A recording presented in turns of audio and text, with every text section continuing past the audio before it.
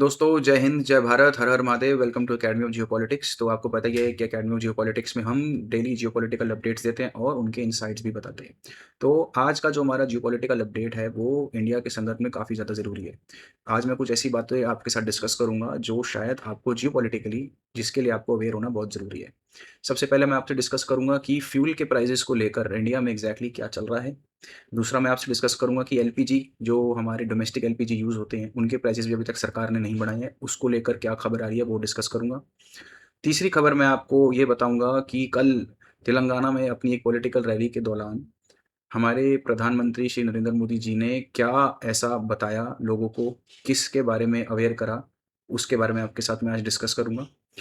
और चौथी चीज़ मैं आपसे डिस्कस करूँगा इंडिया के संदर्भ में कि हमने अभी हाल ही में जो अग्नि 5 का परीक्षण किया उड़ीसा से परसों, उसके बारे में क्या डिटेल्स आई है वो मैं आपके साथ डिस्कस करूँगा। इंडिया के बाद मैं आपको ले चलूँगा रशिया, कि रशिया यूक्रेन की वॉर में एग्ज़ैक्टली क्या चल रहा है और व्लादिमीर पुतिन ने ऐसी क्या बात कह दी, जिससे आज स्टॉक मार्केट ने बहुत बड़ा उछाल मारा। और उसके बाद मैं आपको लेकर चलूँगा ईरान। वहाँ पर मैं आपको बताऊँगा कि ईरान और इज़राइल की वॉर में जो अभी हाल ही में चल रहा है, नए पीस प्रपोज़ल को लेकर ईरान ने क्या बोला है और उसका रिप्लाई ट्रंप ने क्या दिया है। ये सारी चीज़ें आज मैं आपके साथ डिस्कस करूँगा। तो एंड तक ज़रूर देखिएगा, काफ़ी इंटरेस्टिंग वीडियो होने वाली है।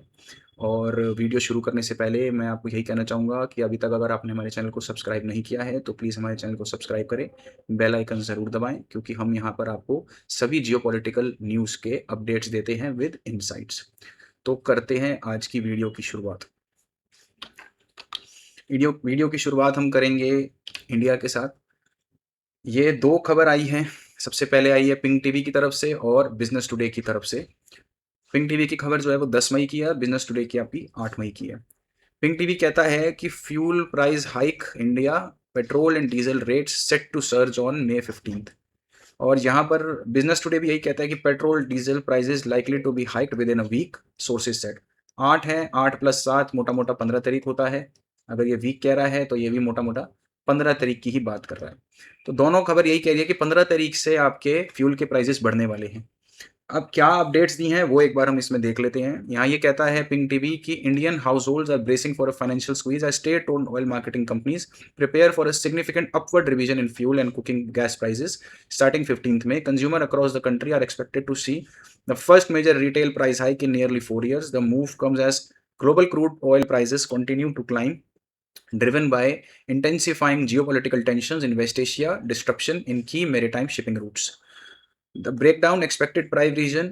Industry experts and sources within the petroleum sector suggest the following price adjustment are on the horizon. Petrol and diesel likely to be increased by 4 to 5 rupees और डोमेस्टिक एलपीजी के price बढ़ते हैं, कह रहे हैं कि स्पेकुलेट कर रहे हैं कि 40 से 50 रुपए के आसपास बढ़ेंगे।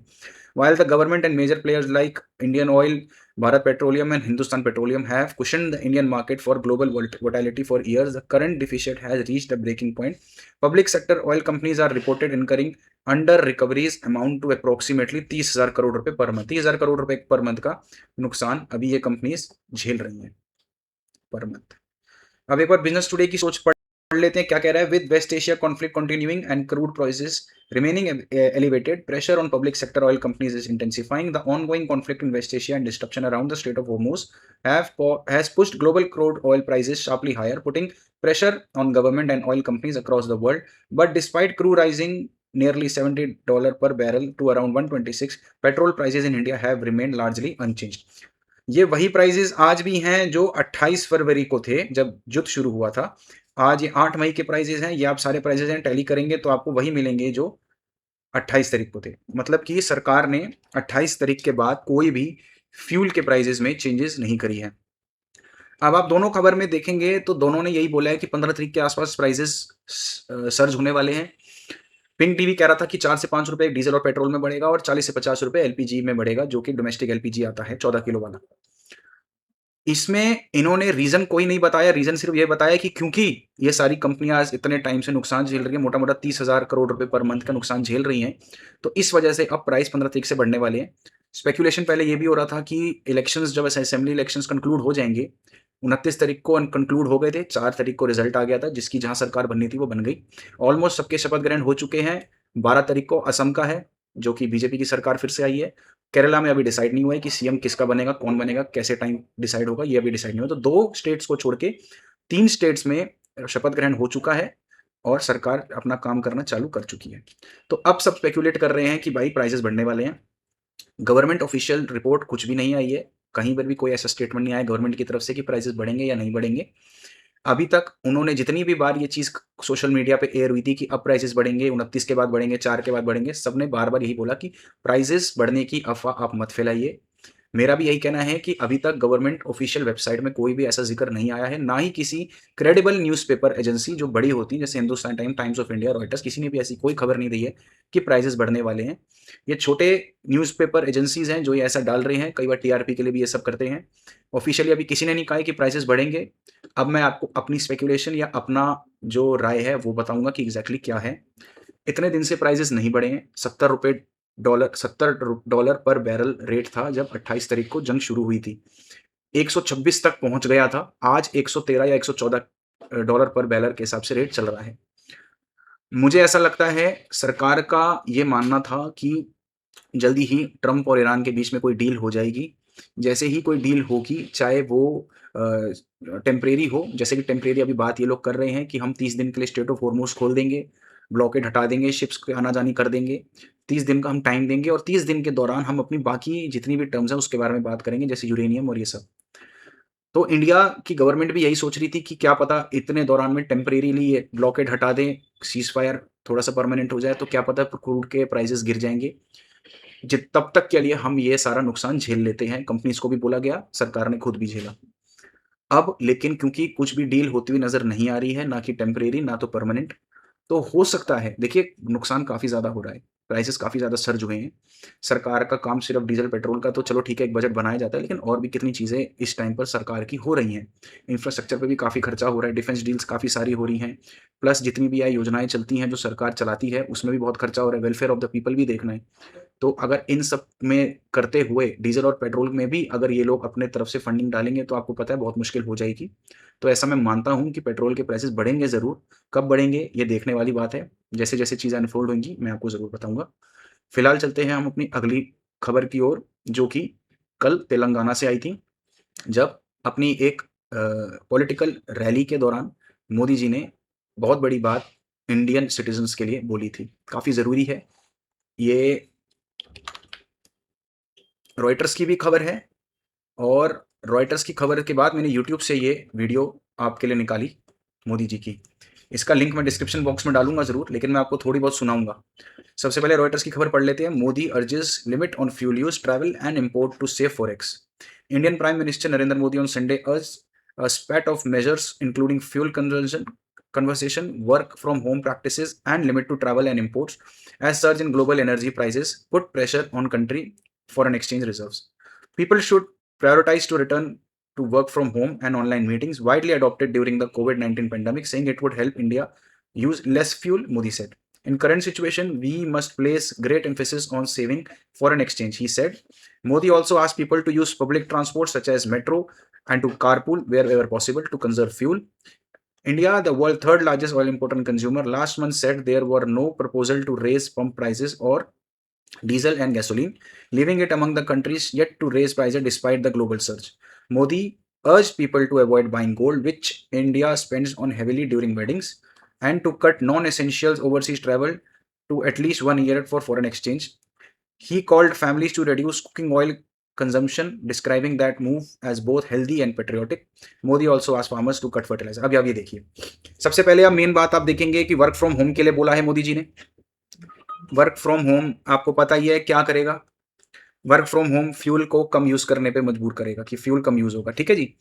दूसरी चीज इन्होंने बोली है कि भाई फॉरेन एक्सचेंज बाद में पब्लिक ट्रांसपोर्ट यूज करो, ये भी फ्यूल की तरफ जाता है कि फ्यूल कम यूज होगा।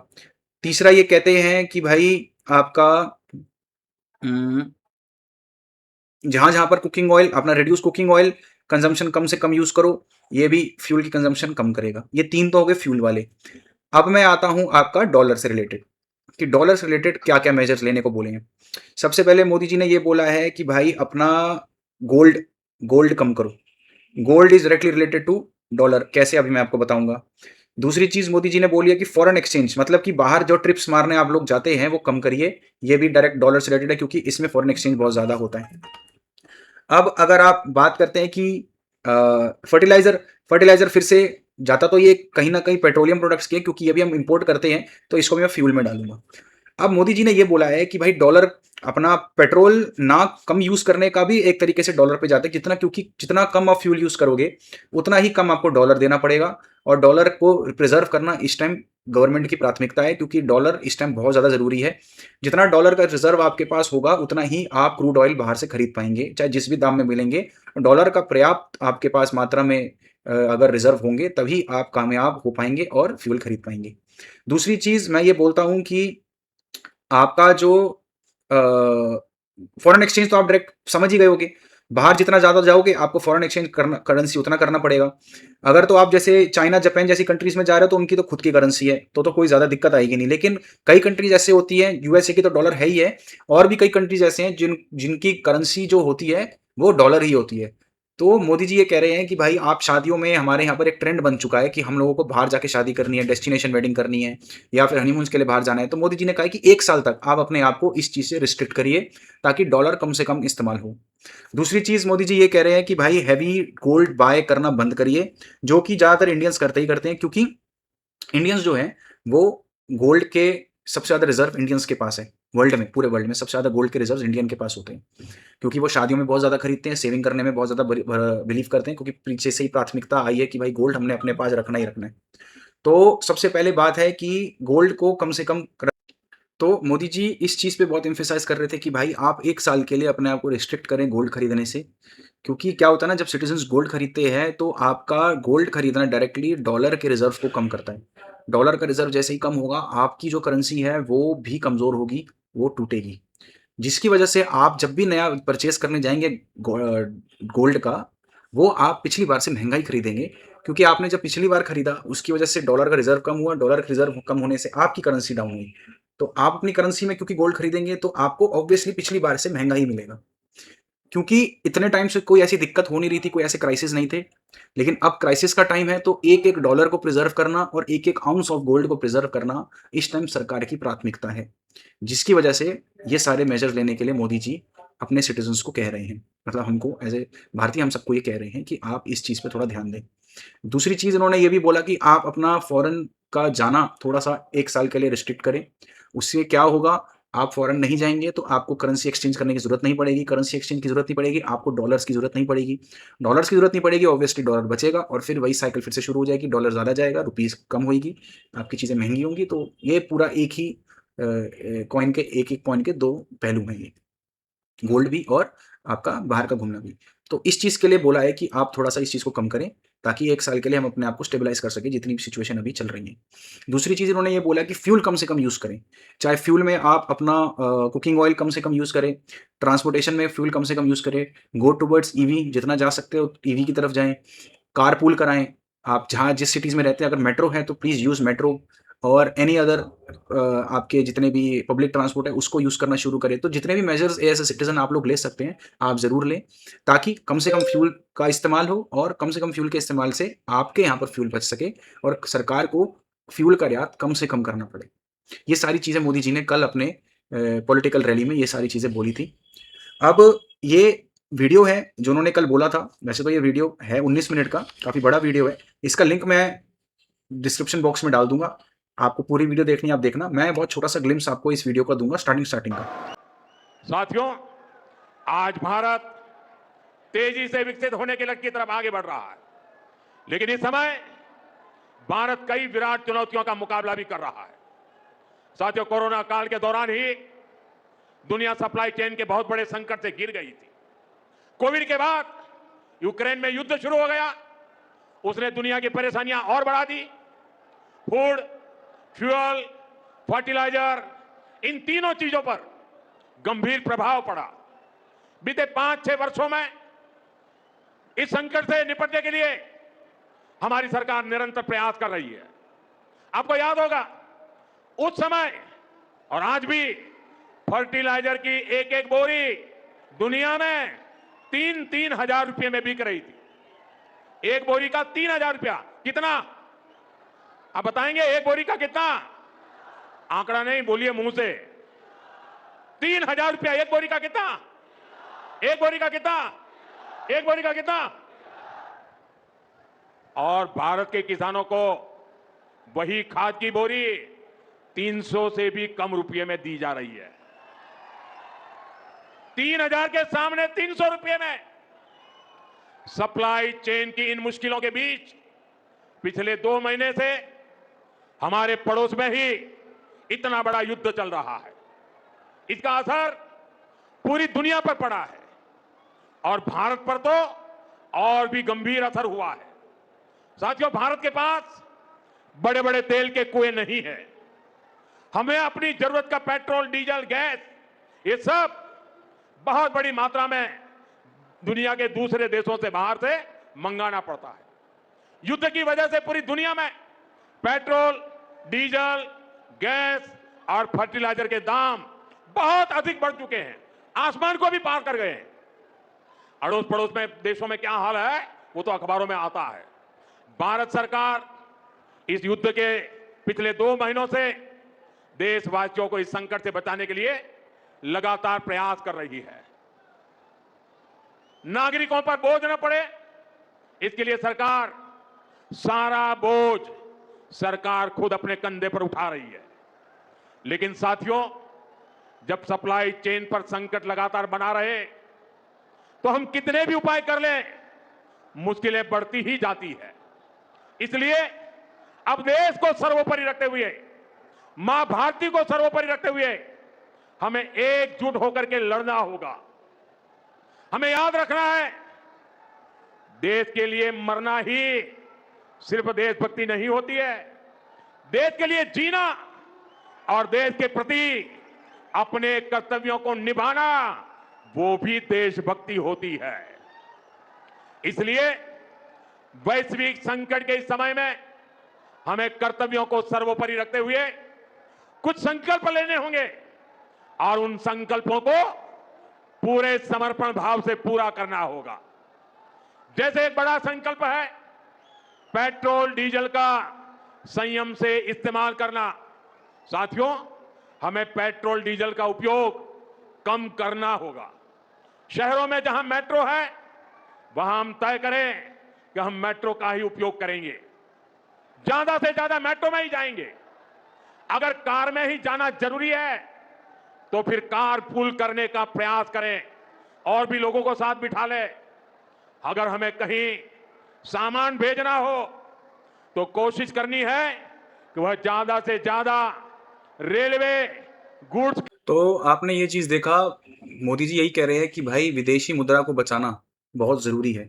उन्होंने स्टार्टिंग में ये बताया कि भाई we are dependent on things that we have to import from outside. हमारे पास पर्याप्त मात्रा में ऐसी चीज़ें नहीं है, जैसे फर्टिलाइजर्स हमारे पास ज़्यादा नहीं है, क्रूड ऑयल हमारे पास नहीं है, हमारे पास ऐसा तेल का कुआं हमारे यहाँ पर नहीं है जो हम अपनी रिक्वायरमेंट को पूरा कर सके। इन्हीं चीज़ को मद्देनजर रखते हुए मोदी जी ने ये सारी चीज़ें बोली कि that we are dependent on other countries, we have to accept that fact and accordingly we have to act. तो उन्होंने ये कहा कि जितनी भी आप चीज़ें कर सकते हो, take it as an patriotic step. आप अपने देशभक्ति को दिखाइए, देश के लिए ये सारी चीज़ें करिए। और मैं मानता हूँ कि सभी देशवासियों को इस चीज़ को फॉलो करना बहुत ज़रूरी है, बिकॉज इट इज़ ये टाइम ऐसा है कि हमको देश के साथ मिलकर चलना बहुत ज़रूरी है। मेरा भी ऐसा मानना है। अब चलते हैं हम अपने अगले स्लाइड की ओर। ये आता है आपका डिफेंस से रिलेटेड बहुत बड़ा स्टेप जो इंडिया ने उठाया है कल। A missile that can target all of Pakistan and China inside India's mission Divyastra. India has successfully tested fire 5,000 km range of nuclear capable Agni 5 missile with an MR5 system, joining an elite group of nations including the US, Russia and China.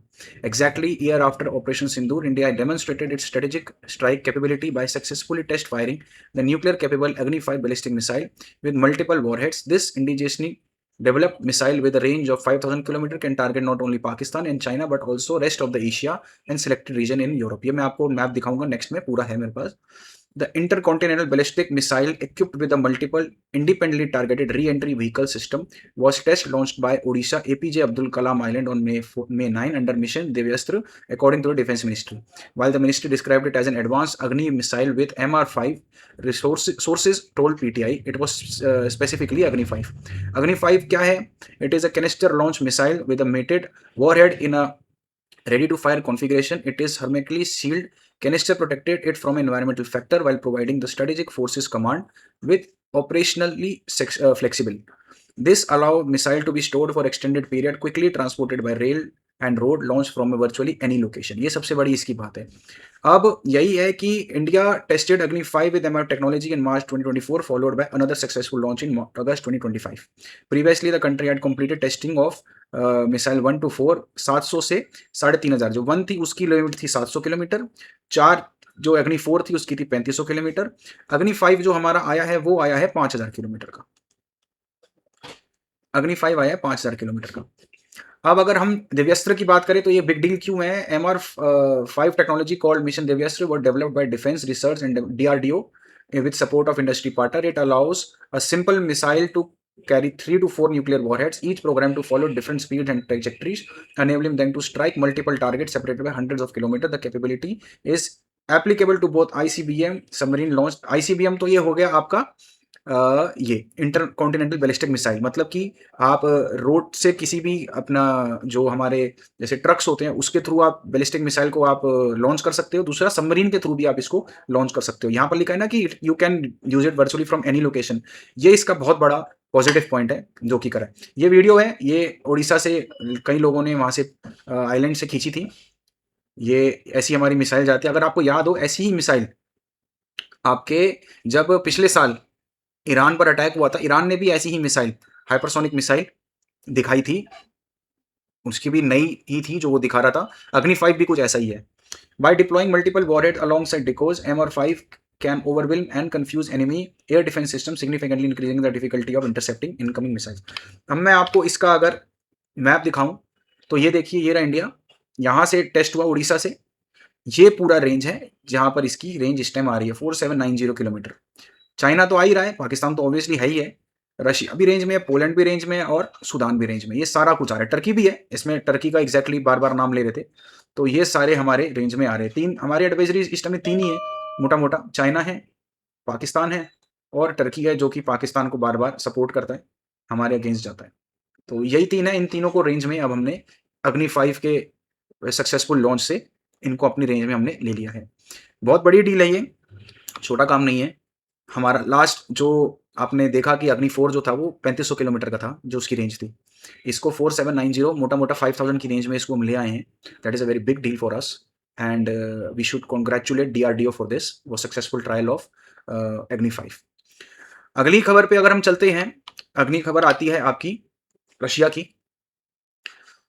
Russia में exactly क्या हो रहा है उसके बारे में हम चलते हैं. ये डोनाल्ड ट्रंप का ट्वीट आया है जो कहते हैं कि I am please to announce that there will be a 3-day ceasefire in the war between Russia and Ukraine. The celebration of Russia is for the Victory Day, but likewise in Ukraine because they were also a big part of the factor of World War II. World War II में तो आपको पता ही है Ukraine was part of Russia only. USSR में आता था. The ceasefire will include a suspension of all the kinetic activity and also a prison swap of 1,000 prisoners from each country. This request was made directly by me and I very much appreciate its agreement by Vladimir Putin and Volodymyr Zelensky. Hopefully it is the beginning of the end of the very long war, deadly and hard fought war. Talks are also continuing in ending this major conflict, the biggest since World War II, and we getting closer and closer each day. Thank you for attention to this matter. तो ये जो cease fire होना था, ये date थी आपकी 9, 10 और 11 तारीख. 9 तारीख को वर्ल्ड वॉर 2 का सेलिब्रेशन हमेशा से ही हर साल करता आया है आपका रशिया. उसी के मद्देनजर रखते हुए रशिया ने रिक्वेस्ट करी थी कि भाई आप एक सीज फायर करो. यूक्रेन से रिक्वेस्ट करी थी. यूक्रेन ने कहा था we are considering the request. लेकिन ट्रम्प साहब आपको पता ही है, उनको क्रेडिट लेना तो उनको मजा ही आता है उस चीज़ से. क्रेडिट लेने से, बिना क्रेडिट लिए उनको ना खाना हजम नहीं होता उनका. तो एक दिन में एक क्रेडिट तो चाहिए ही चाहिए. तो ये क्रेडिट उन्होंने ले लिया. ट्वीट डाल दिया कि भाई हम मेरे से रिक्वेस्ट करी और मैंने दोनों के बीच में सीज फायर करा दिया और 1000 प्रिजनर का स्वैप भी करा दिया. मतलब 1000 प्रिजनर यूक्रेन रशिया को देगा और रशिया यूक्रेन को देगा इसी दिन में, इन्हीं 3 दिनों के दौरान. हुआ फॉर्मली यही था कि रशिया ने ही पहले रिक्वेस्ट रेज करी थी और वो दोनों आपस में मान गए थे, लेकिन ये फालतू में आके क्रेडिट ले लिया इन्होंने और कुछ नहीं है। अब मैं अपनी अगली खबर की ओर चलता हूं, जो पुतिन ने इस चीज पर क्या बोला है आफ्टर द सीज फायर, और वर्ल्ड वॉर 2 में जब उन्होंने स्पीच दी उसमें क्या बोला, ये मैं आपको दिखाता हूं। पुतिन कहता है that Putin thinks Russia Ukraine war is coming to an end. Putin says the Ukraine war is coming to an end. Putin preference is to speak to European via Schroeder. Russia invaded Ukraine 2022, triggering major war. Meeting the Zelensky only possible once peace deal is agreed. Putin कह रहे हैं. Russia President Vladimir Putin on Saturday that the Ukraine war is coming to an end. Remarks that came just after he had vowed victory in Ukraine at Moscow most scaled back victory day parade in years. I think that the matter is coming to an end, Putin told reporters of the Russia-Ukraine war, Europe, deadliest conflict since World War II. He also said he would be willing to negotiate new security arrangements in Europe, and that this preference negotiated partner would be Germany, former Chancellor Gerhard Schroeder. ये कह रहा है कि भाई Putin साहब ये कह रहे हैं कि मेरे हिसाब से तो ये वॉर अब एंड में आने वाला है, लेकिन जब इन्होंने विक्ट्री डे परेड निकाली थी अब तक की सबसे छोटी स्केल की निकाली थी, इन्होंने इस बार काफ़ी सारी ऐसी चीज़ें थी, ऐसी टेक्नोलॉजीज थी, ऐसे टैंकर्स थे जो इन्होंने इस दौरान नहीं यूज़ करे, नहीं दिखाए। ना इस बार टेक्नोलॉजी दिखाने का सबसे बड़ा रीज़न यही था कि उनको डर था कि यूक्रेन अटैक ना कर दे, बिकॉज़ यूक्रेन इस टाइम बहुत एग्रेसिवली अटैक कर रहा है रशिया की तरफ। इसका एक बहुत बड़ा रीज़न ये भी है कि अभी यूरोप ने और ईयू ने जो उनका जो बेल पैकेज नहीं, जो उनको सपोर्ट पैकेज था $105 बिलियन का, मैंने आपको पहले भी बताया था, वो पास कर दिया था, जिसकी वजह से इसके पास फंडिंग काफ़ी ज़्यादा आ गई, तो इन्होंने काफ़ी सारे हथियार खरीद लिए और काफ़ी सारी चीज़ें कर ली और थोड़ा बहुत इन्होंने आर्सेनल भी पहुंचाया था यूक्रेन को। इस वजह से यूक्रेन थोड़ा-सा पावरफुल हो गया इन दिनों में, जिस वजह से एग्रेसिवली वो रशिया की तरफ अटैक कर रहा है। इसको डर रखते हुए भी रशिया ने इस बार अपना जो विक्ट्री डे का परेड था स्केल डाउन किया था। सबसे हल्का विक्ट्री डे परेड इस बार रहा है रशिया का। तो कहीं न कहीं रशिया को डर भी है, छुट-मुट तो डर ऑब्वियसली सता ही रहे उनको। प्लस ये प्रोलॉन्ग्ड वॉर हो चुकी है, 4.5 साल, सवा 4 साल के आसपास ये वॉर जा चुकी है, तो हर कोई परेशान हो ही जाता है। एक ये भी रीज़न है जिसकी वजह से रशिया चाहता है कि बस यार अभी खत्म हो ये वॉर, जैसे भी हो। 20% के आसपास एरिया यूक्रेन का कवर कर चुका है रशिया 20% यूक्रेन का एरिया कवर कर चुका है और भी करने के लिए आगे बढ़ रहा है। अब अगर हम अपनी अगली खबर की तरफ चलें, वो अब आती है ईरान और यूएसए की वॉर। ये एक खबर आई थी कल 10 मई को कि Iran warns sanction nations over passage through state of Hormuz. Iran कह रहा है कि भाई जितनी भी कंट्रीज हैं जो यूएसए के सैंक्शंस को सपोर्ट कर रही है ना, उनका स्टेट ऑफ होर्मुज में जाना मैं मुश्किल कर दूंगा। A senior Iranian official has warned that countries backing up US sanctions on Iran could face difficulties moving their ships through the Strait of Hormuz, according to state media reports on Sunday. From now on, countries that follow the United States in enforcing sanctions against the Islamic Republic of Iran will certainly face problem passing through the Strait of Hormuz, any spokesperson said. ये मोटा मोटा मैंने एक map निकाला है, जो जितना भी रेड में आप देख रहे हो ना, ये जितनी भी रेड में कंट्रीज है, ये वही हैं जो यूएसए के सैंक्शंस को सपोर्ट करती हैं। तो ईरान कह रहा है इन सब के मैं शिप्स को जाने नहीं दूंगा। ग्रीन वाली कंट्रीज वो हैं जो ईरान को सपोर्ट करती हैं, जैसे चाइना हो गया, रशिया हो गया, और जितनी भी ब्लू वाली आपको नजर आ रही है जैसे India, Pakistan, they are consider to be neutral nations. तो ग्रीन और ब्लू वाली कंट्रीज को तो ईरान जाने दे रहा है उनके शिप्स को, लेकिन जो रेड वाली कंट्रीज है ना, उनको ईरान जाने से मना कर रहा है। भाई वो मना कर रहा है कि मैं उनको बिल्कुल नहीं जाने दूंगा जो कि यूएसए के सैंक्शंस को सही ठहरा रहे हैं। उनका जो 14 पॉइंट का जो प्रपोजल था यूएसए ने जो भेजा था ईरान को, उसका रिप्लाई ईरान ने दे दिया है 10 तारीख को। सबसे पहला उन्होंने बोला है compensation for damages. Tehran also demanded the unfreezing of nearly 20 billion in Iranian assets and sought for compensation estimated around 270 billion for damages caused by US and Israeli attacks during the conflict. दूसरा point Iran ने बोला है कि control over Strait of Hormuz, a major sticking point emerged over the Strait of Hormuz, the narrow waterway through which nearly 1/5 of the world supplies goes. उसने कहा है कि formal recognition of its control over shipping through the strait, including the right to impose tariff fees while demanding an end to the US blockade on Iranian port. Washington, however, has insisted the blockade would remain until a broader agreement is reached. broader agreement जो होगा वो 30 दिन के बाद का होगा। उसके बाद कह रहा था कि मैं ये हटाऊंगा टेम्परेरी, अगर टेम्परेरी कोई डील होती है उसमें भी ये कह रहा था मैं ब्लॉकेड नहीं हटाऊंगा। तीसरा पॉइंट आता है न्यूक्लियर कंट्रोल। ईरान कहता है कि another key point of contention involved Iran nuclear programme. The US proposal reportedly demanded that Tehran completely halt its nuclear activities and hand over its stockpile of 400 kilograms of highly enriched uranium to the American custody, Iran rejected both demands, arguing that any restriction on its nuclear program could only be temporary and refusing to surrender the uranium stockpile. Iran कह रहा है कि भाई मैं temporarily तो छोड़ दूंगा, जैसे 5 साल हो गया, 10 साल हो गया, 15 साल हो गया, परमानेंट मैं छोड़ूंगा नहीं, और कह रहे जितना मैंने एनरिच किया है वो मैं दूंगा नहीं। और इसी के पीछे इस टाइम यूएसए पड़ा हुआ है कि भाई उसको तो ये स्टॉक पाइल चाहिए ही चाहिए, और कंप्लीटली उसका जो न्यूक्लियर प्रोग्राम है वो डिसमेंटल करना चाहता है। चौथा पॉइंट ईरान कह रहा है कि withdrawal of US forces, the Iranian response also linked any ceasefire to broader regional issues. Tehran reportedly demand a withdrawal of US forces from region, a halt to all hostilities, including Israeli military campaign against Hezbollah in Lebanon. The US, meanwhile, has sought to curb Iran's support to regional allies such as Hezbollah, Hamas, while pushing limit to Tehran ballistic missile program. Iran कह रहा है कि भाई ये जो अपना आप जो फोर्सेज है, एक तो वो हटाओ, और दूसरा उसको बोलो कि लेबनान पे अटैक बंद करे। लेकिन यूएस पीछे पड़ा हुआ है कि भाई हिजबुल्ला और हमास जैसे अपने जो प्रॉक्सी ग्रुप्स है ईरान अपना हटाए, और अपना बैलिस्टिक मिसाइल का प्रोग्राम भी बंद करे, जिसको ईरान ने मना कर दिया है। अब यूएसए के जो डिमांड्स थी उसके बाद ईरान ने ये डिमांड्स आगे रखी। ये जितने भी पॉइंट्स थे ये उसकी समरी है, मेजर ये पॉइंट्स नहीं है, लेकिन उनकी समरी है कि एग्जैक्टली ईरान ने बोला क्या क्या था। अब जब ईरान ने अपना पॉइंट्स ये पाकिस्तान के थ्रू यूएसए को भेजे, यूएसए ने कैसा रिएक्ट करा या ट्रंप ने कैसा रिएक्ट करा वो मैं आपको दिखाता हूं। ये वही न्यूज है कि ईरान ने अपना प्रपोजल भेज दिया। J had Trump rejects unacceptable Iran response to peace plan, oil prices jump. Trump calls Iranian proposal totally unacceptable. Iran demands end to blockade, compensation and sovereignty over Strait of Hormuz. US faces domestic international pressure as energy prices rises. Trump to visit China next week. ये state of Hormuz है, आपको पता ही है Iran ने अपना जो state of Hormuz पहले ये बंद किया था, केवल इतना सा एरिया था जो ईरान ने ब्लॉक कर रखा था, सिर्फ इतना सा एरिया। ये भी मैं बहुत ज्यादा बता रहा हूँ, कम ही किया था। उन्होंने कहा था कि भाई इधर से मैं कोई शिप जाने नहीं दूंगा, इंटरनेशनल वाटर से भी जाने नहीं दूंगा, ईरानी वाटर से तो बिल्कुल नहीं जाने दूंगा, ओमानियन वाटर से भी जाने नहीं दूंगा। बाद में जब यूएई के साथ इसकी खटपट हुई और यूएई के अगेंस्ट भी वो जाने लगा, तो इसने अपने ब्लॉकेड का जो एरिया था ना, इधर से लेकर वो यहाँ बढ़ाकर इधर ले आया, और ये बढ़ाकर इधर ले आया, यूएई के वाटर्स पे भी गया। ये देख रहे हैं आप, ये देखिए, ये इसने ये आईआरजीसी ने ये मैप निकाल कर दिया था। ये मैप आईआरजीसी ने निकाल के दिया था, रिवाइज्ड मैप, कि अब हमारा एरिया ऑफ इफेक्ट कहां तक रहेगा स्टेट ऑफ हॉर्मोज में। तो बेसिकली ट्रंप साहब ने रिजेक्ट कर दिया ये पॉइंट, बोल के कि भाई मैं तो इन पॉइंट्स को मानूंगा नहीं। ईरान ने अपने पॉइंट्स भेज दिए, लेकिन यूएसए एक्सेप्ट करने को तैयार नहीं है। तो कहीं ना कहीं ये बात सारी स्टैंड स्टिल रह जाती है। अभी तक कोई नतीजा इस वॉर को लेकर निकल कर नहीं आ रहा है। दूसरी तरफ यूक्रेन की वॉर कहीं ना कहीं ऐसा लग रहा है कि खत्म होने के कगार पर है, क्योंकि Putin is desperately waiting to end the war.